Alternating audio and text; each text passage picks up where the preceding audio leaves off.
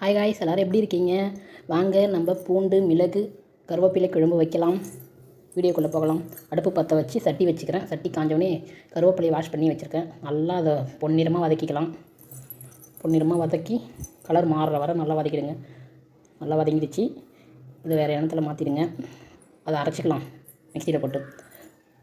எண்ணெய் ஊற்றிக்கலாம். குழம்பு தாளிக்க எண்ணெய் ஊற்றி வடகம் போட்டுக்கலாம். எண்ணெய் காஞ்சோடனே வெந்தயம் போட்டுக்குங்க. வெந்தயம் கொஞ்சமாக போட்டுக்குங்க. பொரிஞ்சு வரட்டும். சீரகம் போட்டுக்குங்க. சின்ன ஜீரகம் சொல்லுவாங்கள்ல, அது போட்டுக்குங்க.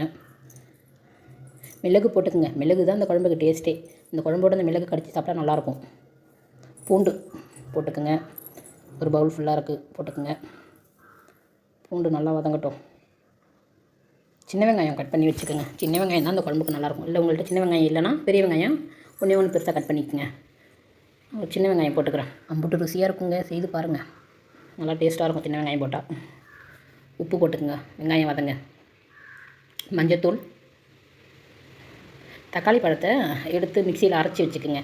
அரைச்சி ஊற்றினா தான் நல்லாயிருக்கும். இந்த அரைச்சி வச்சாச்சு, ஊற்றிக்கலாம். நான் ஒரு 3 தக்காளி எடுத்துருக்கேங்க. நல்லா தக்காளி வாசனை போகிற வர வதக்கி விடலாம். எண்ணெய் நல்லா பிரிஞ்சு வரும்.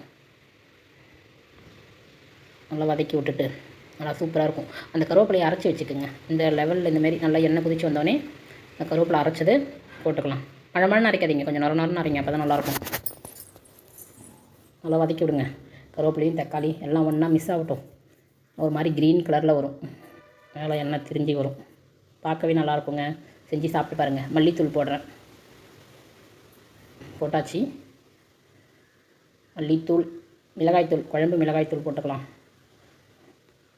உங்கள் காரத்துக்கு தகுந்த மாதிரி போட்டுக்கோங்க. எனக்கு போதும், அதனால் நான் அந்த அளவு போட்டுக்கிறேன். மிளகுல காரம் இருக்கும்ல, ரொம்ப காரமாகிடும். அப்புறம் நல்லா எண்ணெய் வேணுன்னா உங்களுக்கு தாராளமாக எண்ணெய் ஊற்றிக்கிங்க.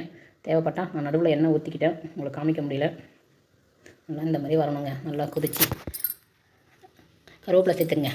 என்னடா அது பச்சையாக அரைச்சி ஊற்றணும், இப்போ திரும்பி போடுறோன்னு சொல்லி நினைக்காதீங்க. டேஸ்ட்டாக இருக்கும். புளி கரைச்சி வச்சு ஊற்றிக்குங்க. கொஞ்சமாக புளி எடுத்துக்கோங்க. நம்ம தக்காளி பழம் சேர்த்துருக்கோம்ல, புளி கொஞ்சமாக கரைச்சி வச்சுக்கோங்க. நல்லா கரைச்சி தனியாக வச்சுக்கோங்க. சூப்பராக இருக்குங்க. செஞ்சு பாருங்கள், ஒரு வாட்டி ட்ரை பண்ணுங்கள். செம்மையாக இருக்கும். இந்த கிளைமேட்டுக்கும் இந்த பூண்டு கருவேப்பிலை குழம்புக்கும் ஏமியாக இருக்குங்க. வெல்லம் கொஞ்சம் எடுத்து வச்சுக்கோங்க. இந்த குழம்புல வெல்லம் போட்டால் இன்னும் நல்லா ருசியாக இருக்கும். வெல்லம் கொஞ்சம் சேர்த்துக்கலாம். நல்லா இந்த குழம்பு எங்கே இருந்ததுன்னு தெரிவிங்க. அப்போ ஒரு முறை செஞ்சு பார்த்தீங்கன்னு வச்சுங்களேன், அடிக்கடி செய்வீங்க. செஞ்சு சாப்பிட்டு பாருங்கள். இதாக இருந்தாலும் ட்ரை பண்ணுங்க. ட்ரை பண்ணால் தான் தெரியும் ருசி எப்படி இருக்குன்ட்டு. பார்த்தா மட்டும் போதாது, செஞ்சு சாப்பிட்டு பாருங்கள். லைக் பண்ணுங்கள், ஷேர் பண்ணுங்கள், கமெண்ட் பண்ணுங்கள், சப்ஸ்கிரைப் பண்ணுங்கள். வீடியோஸ் மட்டும் பார்க்காதீங்க, எல்லோரும் ஷேர் பண்ணுங்கள்.